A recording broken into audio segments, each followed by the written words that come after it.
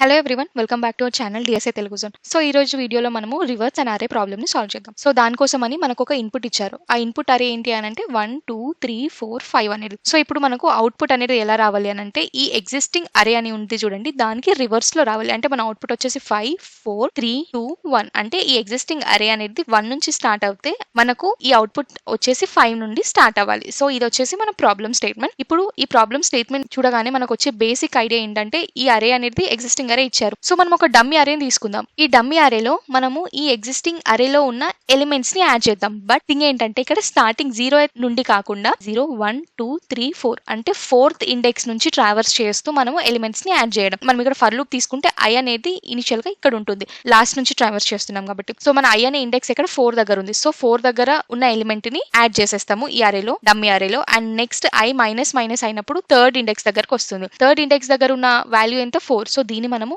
ఈ dummy అరేలో add చేయడం. And next I ని డిక్రిమెంట్ చేసినప్పుడు ఇక 2 దగ్గరకు వస్తుంది ఇండెక్స్. అండ్ 2 దగ్గర ఉన్న వాల్యూ ఎంత 3. సో ఈ 3 ని మనము డమ్మీ అరేలో యాడ్ చేయడం. అండ్ నెక్స్ట్ డిక్రిమెంట్ చేసినప్పుడు ఐ అనే వేరియబుల్ 1 అనే దగ్గరకు వస్తుంది ఇండెక్స్ దగ్గర. సో 1 అనే ఇండెక్స్ దగ్గర 2 ఉంది. సో 2 ని ఇక్కడ యాడ్ చేయడం. అండ్ దెన్ ఇక్కడ ఐ డిక్రిమెంట్ చేసినప్పుడు ఐ వచ్చేసి 0 ఇండెక్స్ దగ్గరకు వస్తుంది. 0 ఇండెక్స్ దగ్గర వాల్యూ ఎంత ఉంది 1 ఉంది కాబట్టి దీన్ని డమ్మీ అరేలో యాడ్ చేస్తున్నాం. అండ్ లాస్ట్ కి డమ్మీ అరేని రిటర్న్ చేస్తే మనకు రిజల్టెంట్ అనేది వస్తుంది.